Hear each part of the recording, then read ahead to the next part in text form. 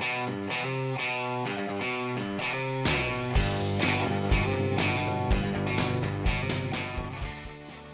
hey, welcome to A Valid Answer with Scott and Marshall. How you doing on a Monday? Doing fantastic. How are you? Doing great. This is A Valid Answer. We're a conservative capitalist pastor and a socialist liberal atheist come together on a podcast to, were those devil horns you were doing? Or? It's a halo, man. Oh, no, the halo's over here. The devil horns are over there. I think that's how that works. Are they? Okay. You got the rabbit ears on this side. Okay. Good fine. times. Good times. Fine. Well, hey, welcome to A Valid Answer here on Kerncast. We're here on Sundays at 5 and Mondays at 4. And last night we talked about, if you missed the show last night we talked about, what was it? It was the government shutdown. Mm-hmm. Government shutdown. It's not really shut down, but all right. It's not really shut down, but yeah, the government shut down. And we actually, I feel that you and I actually came up with a solution.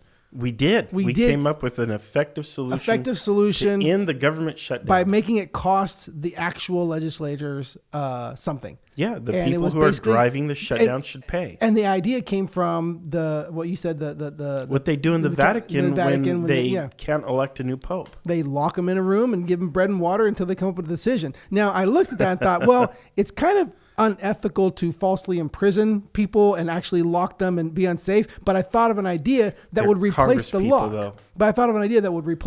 And actually, on the way home, I go, literally, it's a pager. A pager with a thumbprint. The pager has a green button for yes, a red button for no, and a thumbprint. And you're given that pager, and the system randomly will say, all right, there'll be a vote in 10 minutes. The pager goes off. He's getting real complicated here. No. It's real simple. 10 minutes, and you have to have that pager at your desk with your thumbprint, so it has to be you. And then you either vote yes or no on there. And if you're not there within that time and place your vote, you lose your vote. So it keeps them in the room without physically actually locking people in and imprisoning them. So Josh Gunderson had posted, said, so the way for democracy is to hopefully they lose their vote and that's how you win. No. I wasn't trying to say you win by them not being able to be there and trying some shenanigans to keep them from getting there. I was saying that's a good way to make a lock. A virtual lock so that you're not physically locking them in the building and keeping it unsafe, but you could do a virtual lock that would keep them in the room and they would just have to eventually compromise or else the threat of losing their vote would keep them would be the virtual lock. I prefer bread and water myself, but that just. But I think we could get this. I think this could actually get passed. Like, it will only cost $5.1 billion to develop that system. I'm sure that system could be done in less than $100,000. But of course, since the government would be paying for it, yes, it would cost about $2.7 million to do that. But I'm sure that exists. I mean, just a freaking pager, but. Woo. But anyway, so that was last night. I just wanted to do a little clarification on that. Check out last night's episode. Check out all of our past episodes. Right. Not only can you scroll through on the Kerncast feed and find them, you can also go to our page, A Valid Answer on Facebook. If you like that page, you see all of our past episodes there. We're also on YouTube. And we are on Apple Podcasts. Yes. So find us. And so if you YouTube would be great because we could actually monetize that one. So subscribe to us on YouTube and build up the subscriber base and find us on there. You can search for A Valid Answer on YouTube. All of our stuff goes to there and then it goes from there to our podcast. So everything that's on our podcast is there on YouTube. So today you posted something today about the history of the tax rates, and the different margins and stuff like that. And you want to tell us a little bit of what you want to talk about. Well, Alexandria Ocasio-Cortez has proposed making you can just stop right there. I'm done. Okay. Yeah. Some of you are probably already tuned out. Making the top marginal tax rate in the United States 70%. Okay. 70% tax rate. So, and you're showing a history that's not unprecedented. Right. So in history, and here is the graphic. I have it right here. It's on my Facebook. I'll have to probably post the graphic to our page, which will be the A Valid Answer page. I'll post it there. Yep. I don't think I've posted last night's episode there either, by the way. But anyway, the income tax started in 1913. It was a 7% tax. What did they do before that? They didn't collect those taxes. They just didn't collect taxes on income. The government still got paid somehow. What was it? Probably various little, ticky-tack taxes, like imports, exports, tariffs, things like that, stuff like tariffs, that. and Sales all of that tax? stuff. Was sales tax a thing? Not that I'm aware of. Okay. As far as I know, sales tax is mostly a local concern. It's a way for local districts to harvest money. Property taxes, perhaps. Honestly, I'm not sure. Okay. But that's well over a century ago. And the government didn't have the massive budget that it has today, nor did it have the massive power and the massive reach that it has today. Yeah. Although you can argue that a lot of that began around the end of the Civil War, when the federal government asserted its authority over the states conclusively once and for all, and was then able to slowly and marginally grow its power until eventually Just keep talking. it is what it is today. So in 1916, that top marginal tax rate jumped from 7% to 15%. And of course, we know 1916 is when the United States joined the First World War. Then it jumped to 67% the following year. I wish I had this graphic to put up there. 77%. And then after the war, during the 20s, it went back down. It kept going down until 1932, Great Depression. Mm-hmm. Then it jumped again to 63%, 79% in 36. Then World War II, 81 to 94% at 1945. 94%. The highest it got? I think so. It was 94%. Then through the 50s, it was in the 80s and 90s, all the way until 1963, which is right before the United States really plunged headfirst into Vietnam. That's when it went down to 77%, then 70%, then back up again. And then it ended up in the early 80s at 50%. So now here's Ronald Reagan, cuts it down to 50%. So during most of the Reagan presidency, that top marginal rate was 50%. Then it drops to 38%. And what happened to the economy? Well, because there's a lot of government stimulus in the economy at that time. So then, of course, it began to fall to 28% and then up to 39% during the Clinton years. And it's mostly stayed in the mid-30s. So 35%. Right now, it's at 39.6% for 2017, which is the last data. Gotcha. But throughout most of American history, it's been at 70% or more, with the exception of 1982 onward, where it's all been at 50% or below. Mm-hmm. What we have seen during that time is we have seen the rich get much richer, and the middle class has shrunk. The ranks of the poor have grown. So what that suggests to us is we probably need to be taking more money from the very top and redistributing it to the bottom. Aren't you missing some data? To return to the period of growth that we had, particularly in the post-war years. Aren't you missing some data, though? What am I missing? What was the tax rate for the people at the bottom? No, for the why can't I remember the middle class? Middle class. What was the tax rate for the middle class? I don't know, but wouldn't you need to know that data before you can make a conclusion on what was affecting it? No, I don't know what that tax rate was. You don't need data to make a conclusion? I'm not talking about that. I'm talking about the people at the top. I'm talking about the top marginal rate. That's what we're looking at today. I know. But if you don't know what the other rates were, how do you know for sure what was affecting? Well, I think that's a fair question. But we're here to talk about the top marginal rate. Yeah. And by and large, we have seen that the government budget has slowly increased over time. We have seen a shift of the tax burden from the people at the top to the people at the middle and on the bottom. Mm-hmm. We have seen a shrinking of the middle class. Well, the people on the bottom don't pay. In the bottom. The's very few at the bottom that actually let's pay. talk about tax rates. Do you understand how a progressive tax system works? Okay. Would imagine our viewers understand. I don't know if I need to give a quick little That's synopsis. fine. Go ahead and do a quick one. Okay, so basically the way a tax bracket works is in the United States, your first $9,700 beginning with this year is taxed at only 10%. Now, at the end of the year, below that, you're not taxed at all? Well, 0 to so when you work, when you get your first, $2, $3, $4, $5, $600 paycheck from Mickey D's, let's say, right? My sons are getting ready to learn all this for the first time. You're going to pay 10% off that check right off the bat, okay? But then at the end of the year, when you file your income tax, you square up with IRS. Mm-hmm. Your first $12,000 is a standard deduction, which means you're going to get everything back up to $12,000, what you've paid in. So what you've paid in, you can't get back more than what you paid in. Right. But you will get back what you paid in up till your first $12,000. Then after that... So effectively, if you make $12,000 a year, you're not paying taxes. Theoretically, right, you break even. Yep. However, you do pay month to month. With each check you're going to pay. The 12% tax bracket starts at $9,701, and you will pay 12% month to month until you square up at the end and get it all back. Okay?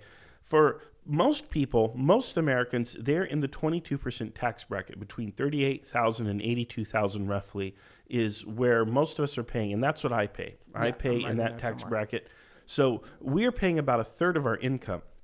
Now, if you have over $500,000, if you're at $510,301 or above, you pay 37% is your tax rate, your marginal tax rate. You don't pay that until you've earned your $510,302 So all the dollars you earn up to that point are taxed at 20 lower rates, right? So what Ocasio-Cortez is talking about, it would be a 70% rate on, let's say, people who make $10 million or more. So your $10 million are taxed at these marginal rates, and only when you get your 10 millionth and $1 is that $1 then taxed at 70%. Gotcha.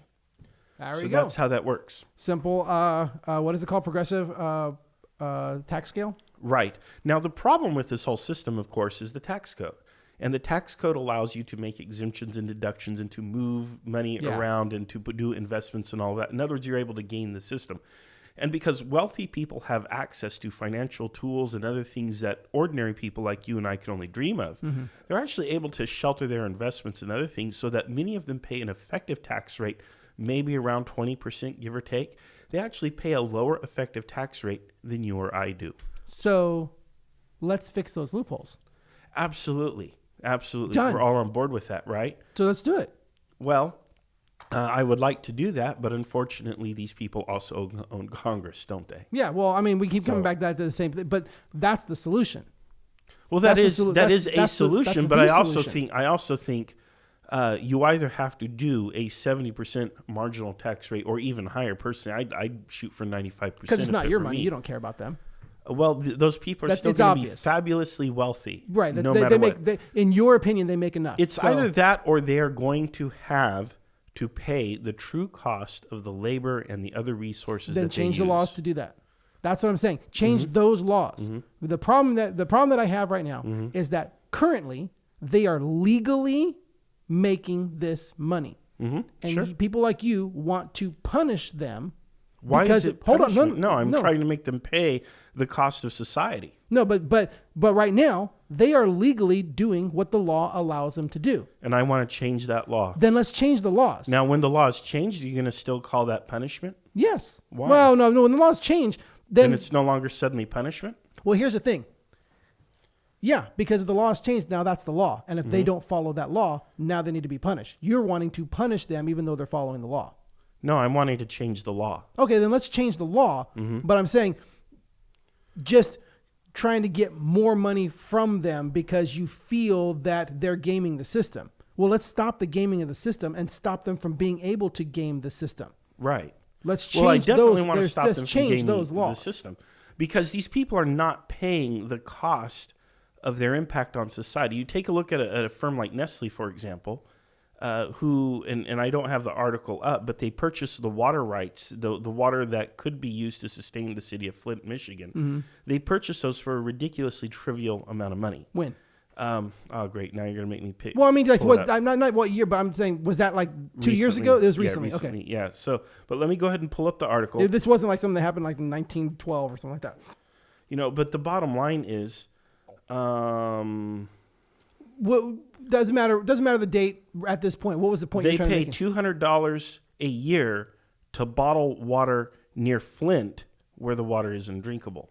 Now, again, this is from The Guardian. Now, I don't know the whole fake news, that's a thing and all that, but the bottom line is Nestle is literally getting water for $200, and that's all of their water. And then if you go to the store and buy a bottle of Nestle water, you're not going to pay less than $1. And how many bottles do they sell, right? Right, but you're saying it's undrinkable water. Well, the water in Flint. This is water that's near Flint, but it's not contaminated water. It's clean water that Nestle is using.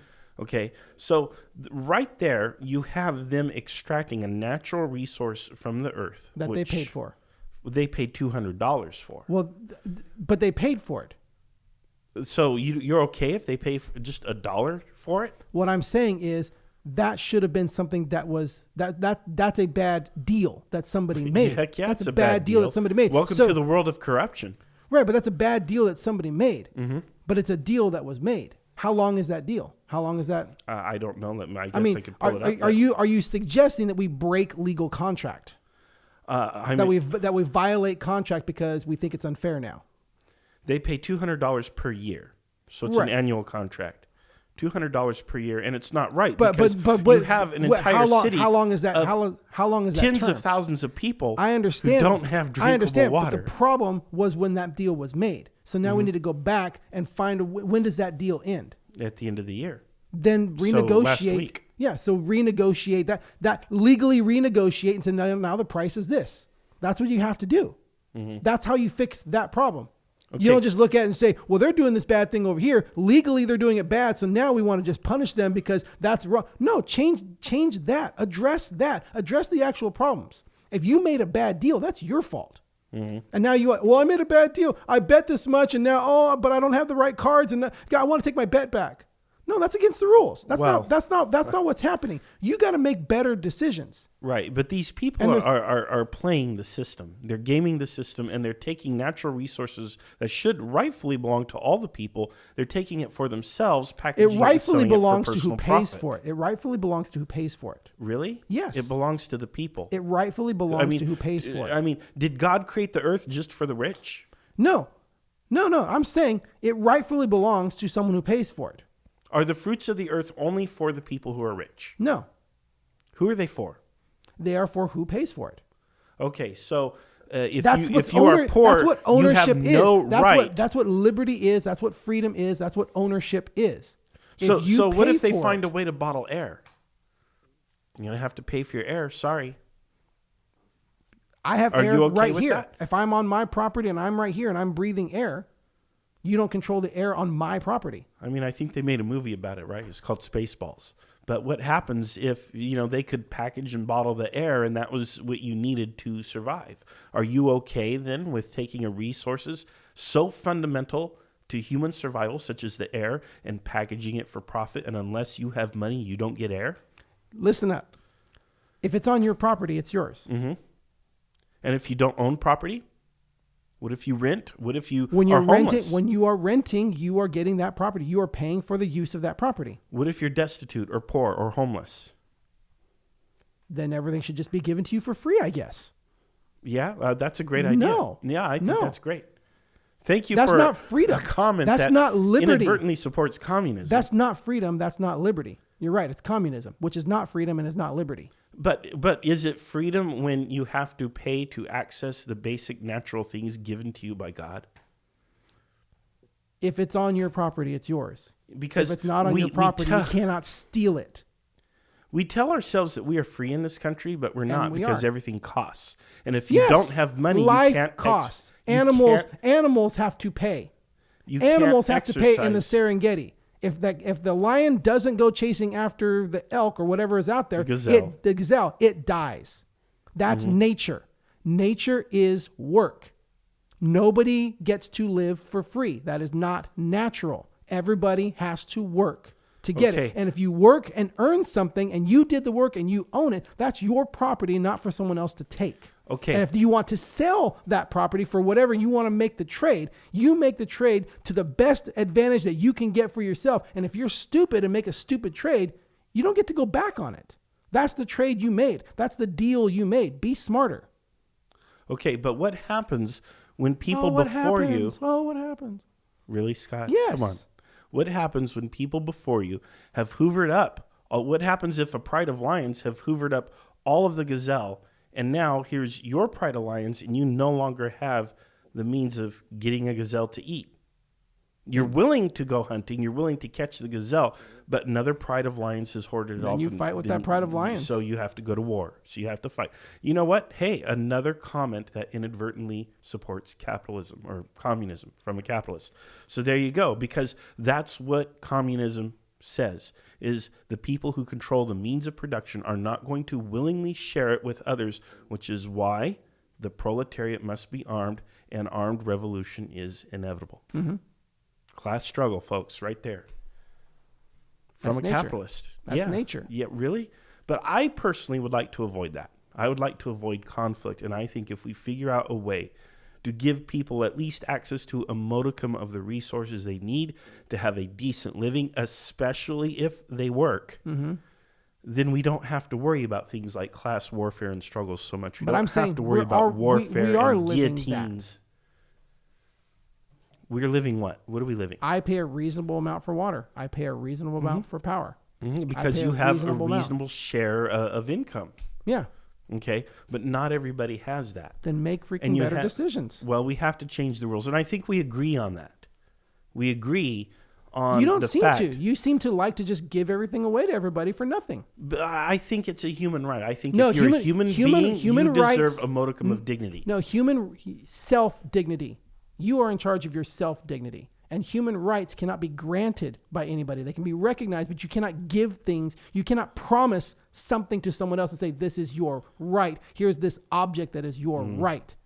Rights cannot be granted to others. That's the problem. You cannot grant rights to others. Air, water, living space, food, clothing, shelter, education, and even a job. To the extent that these things are available in this world. And they are available. I think they should be given to people who need them and who want them. They are available. But they're not. Yeah. But they're not. Okay, how much of that water from Nestle are you going to get to extract to start your own water business? Zero. Nestle isn't going to give you any. How much of that water are they giving to Flint, Michigan? Zero. They're not piping it to Flint. They bought it from somebody and they're paying somebody. Who is that they're paying? Well, their local government, whatever the then local government. Then the local government is the problem. I agree with you. So renegotiate the deal. But also a problem renegotiate the deal. But also a problem is the mentality that, hey, we can snap up this resource at a ridiculous price, and then we can use it to enrich ourselves and to hell with everybody else. This is that attitude that's going to destroy the planet that we live on. This is why our environment is in decline. This is why our society is in decline. This is why a small group of people have all of the share of voice in Congress. And this is why people are fed up and they're electing people like Alexandria Ocasio-Cortez and Bernie Sanders to go in and fight and try to repair this system. Because if we do not repair it, class warfare and struggle, just as Scott and I have just figured out here, is inevitable. It's going to happen. So what do we got in the comments, Scott? I didn't see them as they were coming up, so I'm not quite sure what part of the discussion they were popping up in. So I've yet to see a substantial argument as to what constitutes liberty or freedom. For me, simply, it's the autonomy of what you own. Mm-hmm. The autonomy of what you own. That I have the right to make my decisions for myself, to own the things that I have, for them not to be taken from me unlawfully. Yeah, I'm not going to object to personal or private property. Communists don't want your toothbrush. You can have your toothbrush. You can have personal and private property. But communism says, I will allow you to have this much, but I'm going to take the rest. That's literally what you were saying. You were saying, you can have this much. Oh, you're so generous. Thank you for allowing me to have these little things. You need a fair deal with the society in which you live, in which you pay the cost for the things you consume. You have to pay for what you take. Yes. That should be capitalism 101. But you have Nestle, for example, is absolutely not paying the value for the water that they're extracting. Then somebody sold it for the wrong value. Yeah, that person should be in prison. Okay, then do that. But that's not Nestle's fault. That's not Nestle's fault. Come on, I think as an ethical actor. I'm sorry, you go ethical actor, they could say, no, that's ridiculous. No, you go to the swap meet and you find this thing you know is valuable, and the person says, oh, $1. Mm-hmm. You're not going to buy it for $1? Well, okay. Swap meet does not mean lives are at stake. But you're not going to buy it for $1? It might depend, but we don't have thousands of people without clean drinking water. Okay, when you buy a trinket at a swap meet, it's way different than buying the natural resources. The principle is the same. Which arguably belong to all the people in common. The problem that happened is that the person who was controlling the water source, the government official, if they sold that because of kickbacks for that small a price, that's the person who should be punished. That's the deal that should be changed. If there was knowledge of its value and a purposeful undersell to this for personal gain to do, that is the unethical part that should be fixed and should be punished. But what Nestle is doing is happening all across this nation with probably 1,000 or many thousands of different businesses and corporations. Individual businesses are using taxpayer subsidized labor to make profits. You go to any Walmart, just go a few blocks down to Walmart. It always comes back to the same. It always comes back to the same argument. Let's change those laws. Let's change those laws. Or let's go ahead and bring about a 70, or in my opinion, a 95% marginal tax rate. That's right. For the top Let's do earners. something else wrong to fix that wrong, because two wrongs make a right. No, because I find it ethically and morally wrong to take the majority of someone's income. I don't care who they are. It's ethically and morally wrong to take the majority of their income. I'm glad you feel that way, because employers are taking the majority of what I No, produce. they're not. And keeping it for themselves. Not at gunpoint. Not by rule of... you want to No, bet? not by rule of law, but by your choices. I'm saying before you even have a chance to make a choice of what you make, I believe it is ethically and morally wrong to take the majority of someone's income before they have a chance to make a choice of how they spend it. Yeah. That is morally wrong. I think an argument can be made for up to 50%. I would look at and say, I think you can make an ethical argument that up to 50% as the highest tax margin. But once you cross that 50%, I think it's morally and ethically wrong to take the majority of someone's income before they have a chance to choose what to do with it. That I don't believe that that's freedom. Well, you do get a chance when you pay a marginal tax rate what to do with the money before the federal government gets their hands on it. The whole point of a high marginal tax rate is you have to make a choice. You can either pay your workers more. You can invest. No, but again, I'm telling you how a marginal tax rate works, how it creates an incentive to invest in your business, your employees, and other things, or the federal government takes it. That's your choice. You get to choose before it goes out the door. So you're saying that if I pay the tax rate is this, but if I pay my employees this, that's not the tax rate? That's what the law says? If you pay your employees so much that you don't exceed $10 million, let's say, you're not going to get taxed at 70%. Remember, there are things called tax deductions. You are taxed after deductions. Oh, I get it. So you're saying... So if you're not putting $10 million in your pocket, you're never going to see that 70% marginal right, tax but that rate. money is still coming in. You just have to give it to someone. You have to give it to someone else, or we're going to forcibly take it from you. That's how all taxation works. All taxation works that way. It's all coercion. Nobody pays taxes voluntarily. Right. So yes, you're correct. So that's how societies work around the globe for all time since. And that's fine as long as the tax rate never exceeds 50%. But why 50%? Because the majority.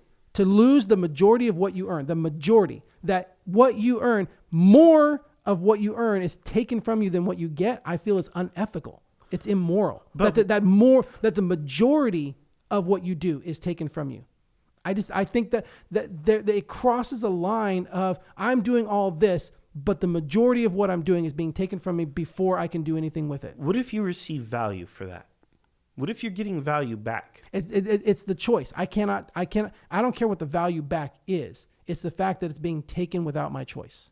But you do have a choice. You could invest it in other things. That's not a choice. That's not a choice. How is that not a choice? Because if I make this much, this will be taken from me. So now above that certain level, right? But you're still filthy rich, folks. I don't really care. That's a relative term for someone like you who's bigoted against the rich. That's a relative term that they have enough. That's not up to you. That's not up to you how much I make. It's not up to you how much I make. It's not up to you to call me a bad person or to assume I'm a bad person because of how much money I may or may not make. You're bigoted against the rich, so you have no problem saying, "Well, those people just make too much money." I think that's an immoral judgment. The reason you have to ask, well, why or how are they making all of this money? And a big part of the reason why they're making so much money is because they are shifting their tax burden and legal? Their liabilities is what they're doing onto legal? People like me. They're doing legal? Unfortunately, it is then legal. Change the law. Don't punish them for not breaking the law. Change the law and make that illegal. Okay, that's the solution. Don't punish them for following the law. The problem is there is a simple way to achieve the outcome. There's always a simple... then there's a very complex, convoluted way that, frankly, is unlikely to happen without a complete rewrite of the Constitution. And, of course, the simplest way is always the best. Well, simple is best. It's a great Japanese proverb. Right. But what you're saying is it's simpler to be immoral. So let's just be immoral and get to the It's not immoral. That's what I'm saying. I believe that it's immoral to take more than 50% of somebody's. You're welcome to that belief, but I believe it's immoral to take 95% of a person's productivity. So if you want to talk about morality, I would love to have that discussion with you and talk about how employers take 90 to 95% of an individual's productivity from which all wealth is created and keep that for themselves. And then they are very begrudging when, well, your 10 millionth and $1 is going to be taxed at 70%. Oh, no, I can't do that. Really? You are taking virtually 100% of all human productivity on the planet. Last year, actually in 2017, the richest 1% hoovered up 85% of the planet's productivity. 85%. And somehow taxing them at 70% is just a little too much. Get out of here with that. You want to talk about morality, that's where we should begin. Then change the laws. I'm saying, absolutely. I'm saying I definitely advocate for that. I'm saying if someone is following the law and doing what the law says, and you still want to take the majority of their earnings, that's immoral. I'm not talking about taking it literally at gunpoint. It is literally at gunpoint. Stagecoach robbery. No, here. It is at gunpoint. We're going to change the law and then take it at gunpoint. Yeah, so you are taking it at gunpoint. You get a lot more with a kind word and a gun than you do with just a kind word, huh? Yeah, so you are taking it at gunpoint. Taxation is inherently coercive. Yes, taxation is at gunpoint. Okay, yeah, and I could see that, right? But that's how the society works. Right. So, but change the laws. If you're taking by gunpoint and you're taking the majority of someone's earnings by gunpoint, I believe that's immoral. So let's change the laws so that let's change the laws so that they cannot game the system. So that they do pay their fair share. They should be paying their fair share. I believe above 50% of what they earn is no longer fair. I believe taking away the majority of someone's earnings is no longer fair. But if they are not paying what is fair, then we need to adjust the laws to close those loopholes so that they are actually paying. All the loophole, it should literally just, let's get rid of all the stupid, whatever the deductions, corporate loopholes, and deductions, all that kind of stuff, and just make it a flat progressive rate. Done. No deductions, no nothing, just done. If you make this much, you don't pay taxes. If you make this much, you pay 20%. If you make this much, you pay 50%. Done. That's just what it is. And I think most people would support that. That's what we got to do. But if you find taxation to be inherently immoral, especially when it's above 50%, why don't you find when an employer captures more than 95% of an individual employee's productivity, why don't you find that immoral? Because they are making that deal. You are part of the deal. So if I change the tax code to take 70%, then it's no longer immoral? Because if you do business, that's the deal. No. What I'm saying is you're not taking at gunpoint by rule of law 95% of their labor. They are agreeing to that pay. Okay, so there is a choice that can be made. You are not taking at gunpoint by rule of law. What is the choice? What is the choice? I'm saying you're not taking it at gunpoint by rule of law. That's the point. So change the laws. If someone is not breaking the law and the outcome is not fair and they are gaming the system in a way that that's some bypass, then fix the gaming of the system so that they cannot bypass what is due. Okay, so the law is inherently coercive, right? It's enforced at the barrel of a gun. And I'm afraid I can't see any of the comments for whatever reason. Even after that last comment, I cannot refresh or whatever it is. So I don't know what other comments are happening. You'll have to follow the comments for us. I will, Josh and Scott. But the taxation is inherently coercive, right? Because if you don't pay taxes, you're going to be punished. But it's the same thing for labor. It's inherently coercive relationship. Because if you do not work and produce for the owner, then you're going to lose your job. You could go elsewhere, but you're going to actually get the same deal elsewhere. It doesn't matter if you work at McDonald's or Taco Bell or Pizza Hut. It's all the same deal wherever you go. So there really is no choice. There's the illusion of choice, but there is no choice. The other option then is to not work. And if you don't work, then you starve. Yes. So that's coercive. But you do have choice. That's coercive. You do have choice. Well, so does the business. The business can go out of business, and then they no longer have to pay a 70% effective tax rate. So they have a choice too. They can exit the coercive business environment. But I'm saying the law that says it's going to take the majority, I believe that's immoral. So if they don't want to do up to 50%, I think is not immoral. And but that's why what I'm don't talking you about. have a problem with the employer?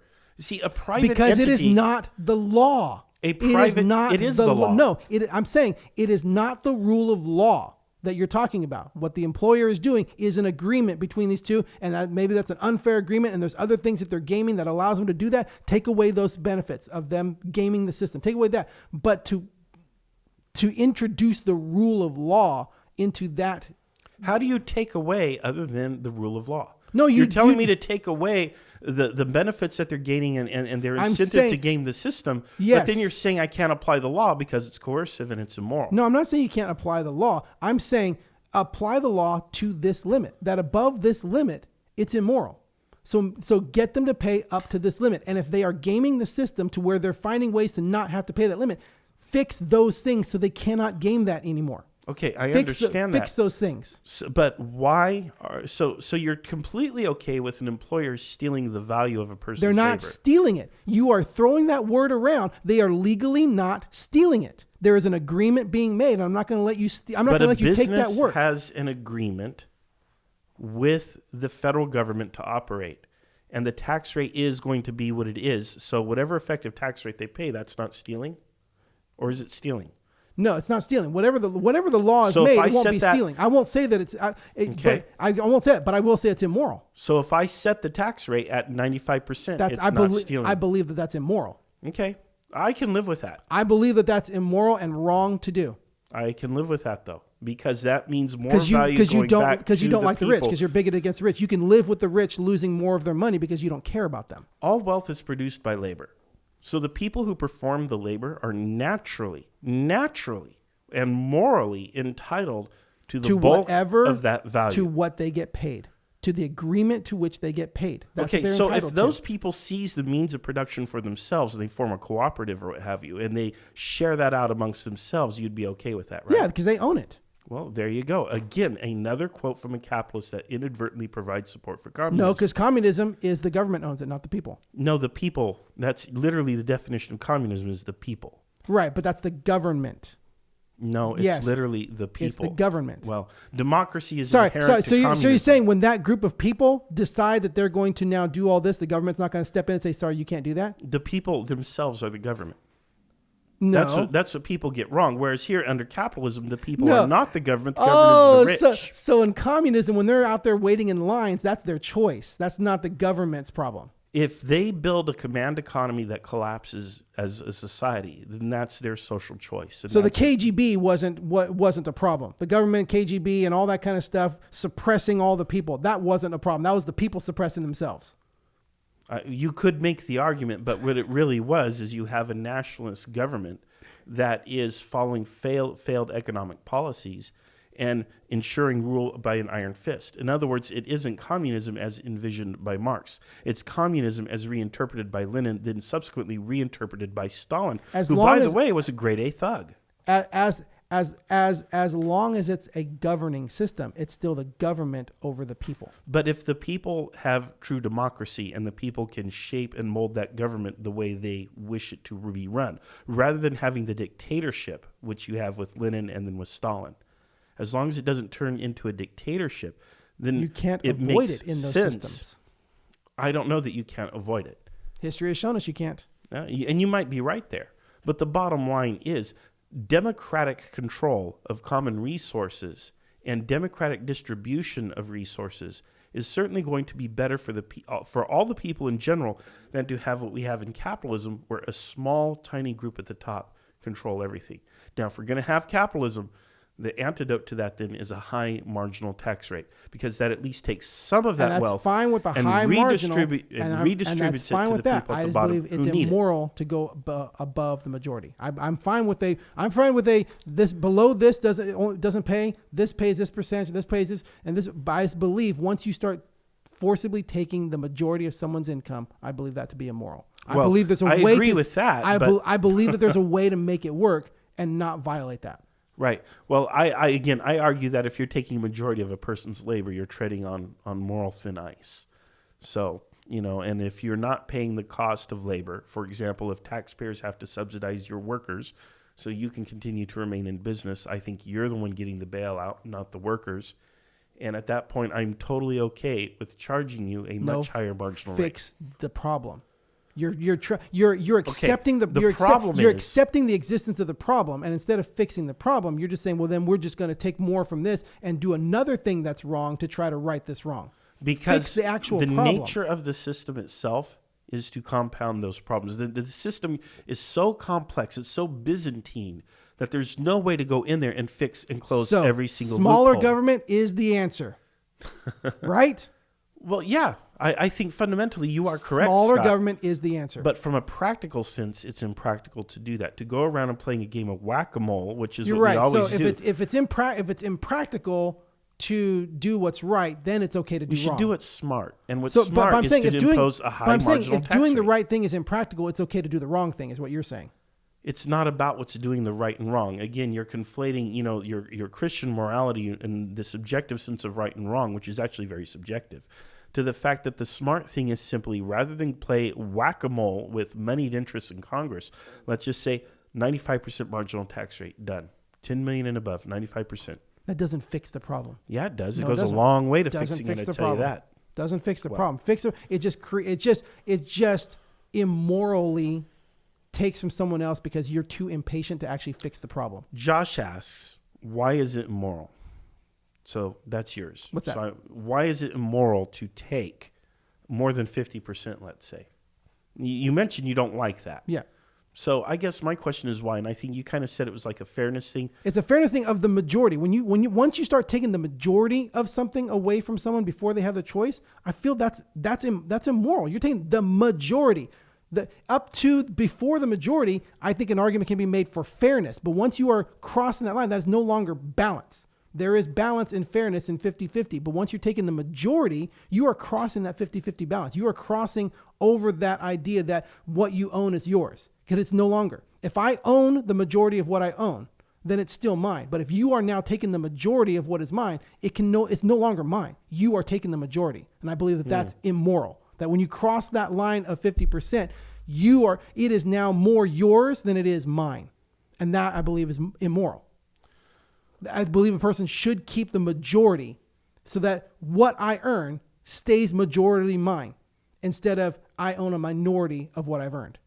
I think that's why I believe that 50% margin, because what the majority of what you earn is no longer yours. You're taking away private ownership. You're taking away to where you have less.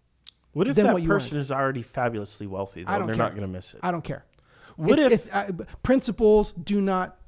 Individual principles don't matter? No, individual circumstances don't matter to principles. Wow. Okay. Individual circumstances don't matter to principles. The principle of the fact. Completely inflexible about this. That's what principles are. That's why it's a value. That's I'd why rather it's a value eat than and have principles myself. I would rather be an honorable person and live and die by my principles. I would rather eradicate starvation, disease, and the things that plague the human race by than stealing have from principles. Others. Right. So if you do that by stealing from others. I'll absolutely go full Robin Hood. I will absolutely steal from people to save others from starvation. Yes, I will. Absolutely. And that's where we're morally different. Yeah. That's where you have the Christian and the atheist perspective. I would imagine there are Christians and atheists on both sides of this debate, though. Mm-hmm. I don't think as an atheist I have a monopoly. There are certainly a lot of atheists who are very free market, very libertarian atheists who don't care if people starve. I imagine there are Christians who would actually go full Robin Hood as well. And they would steal from the rich to provide for the poor. And ultimately, this is just where we differ in our thinking and in our morality. It's the difference in what we consider the fair share. Mm-hmm. What if there's a village, and I know we're getting short on time here, but what if there's a village or an island, right? And the people are stuck on this island, and one person controls 90% of all of everything that's produced on the island. That's the big kahuna, right? Controls 90%. And the rest of the people have to make do with the 10%, and they just can't quite make it. What are the laws? Well, it's whatever the kahuna says, because the kahuna is the kahuna. Well, then, again, now that's a dictatorship, and that's immoral and should be fought. Well, there you go, folks. Again, another quote from a capitalist that provides support for socialism, if you don't like the word communism. But there you go. All right. Well, that's why class warfare is inevitable. That's what revolution is, and revolution has to happen every once in a while. Well, there you go, Scott. That's not that comrade. That's a founders. That's an American founders. Yeah, Adam Smith wasn't quite so libertarian as people assume. He actually felt that the hoarding of resources was immoral, and he actually believed that you have to do something to take care of people. What I'm saying in that situation on the island, if the 90% does not have representation in their government, that's immoral. So that government needs to be overthrown so that there is representation. You sound like a representation. You sound like a Whig. Do you know what a Whig is? Kind of. I've heard the term. A Whig is a person in English Parliament who believes that the people should have the power rather than the monarch. The loyalists to the monarch are called Tories. So you sound like a Whig right now. What I'm saying is that in what you described was a tyrannical government where the people did not have representation. Now, the United States, by law, is a government where people have the representation. Effectively, it's not happening because of corruption within the government that needs to be cleaned up. But again, I'm coming from the perspective of clean up the problem. Don't introduce another problem because you're too impatient to clean up the real problem. Stick to your principles and clean up the real problem. Don't take the shortcut and just try to cheat everybody else because, well, they're already cheating me. So if you're playing cards and that person's cheating, okay, well, then I'm going to cheat too. No, kick that person out of the game and play the game fairly. And I'm gonna quote. I think it was John Maynard Keynes. In the long run, we're all dead. I don't think we have time to wait to play whack-a-mole with moneyed interests in Congress. We need a quick solution right now. And once that solution is imposed, then we can worry about playing whack-a-mole. Right. So we need a quick fix it's now. It's an emergency fix. Because people are hungry right now. You're fine with... Yeah, Flint doesn't have clean water right now. It's an emergency fix. We need to declare an emergency, and the people in charge need to take charge. Well, the people themselves need to take charge. As long as it's the people you want. It's okay for a government to declare an emergency and bypass the laws, is what you're saying. No, I'm saying that the people themselves need to take charge. Yes, I agree with the fact that people need to take charge. I'm not talking about declaring an emergency. This is not, Star Wars where Emperor Palpatine. Hold on, but you're talking. No, but you are talking about government fixing this. So I'm talking about the people taking the power onto themselves and fixing the problem of private interests, wed to government and corrupting the powers. Yeah, so let's get all that out of there. But your proposal is for the government to raise the tax rate to 90%. That's the short term that will get people fed that's the tomorrow. That's the government taking power. And then after people are being fed. That's the government taking emergency power. Well, I don't think that's emergency power. I'm not suggesting. Yeah, it is. That's the government. I'm not suggesting we pass that legislation through anything other than normal means. Right, but no, I'm saying, but it's still the same thing. It's the quick fix. No, it's not. It's the quick fix, doing something immoral to do a quick fix. The government saying, we're going to do what's wrong to fix this problem. I'm saying we should fix the problem through normal means. I'm not saying we have to declare a national emergency. I'm not trying to build a wall for $5 billion right now. Yeah. All right. Well, we got to come to a close. We got Denise Gary coming up next on Monday at 5 o'clock. So you can catch us here, Valid Answer, on Current Cast on Sundays at 5 and Mondays at 4. And you can see us duke it out intellectually every single time, and we have a lot of fun doing it. Please join us in the comments. Sorry I couldn't keep up with the comments here. We'll try to participate a little bit more on there. But until next time, this is Scott and Marshall. All right. See you guys later. Thank you.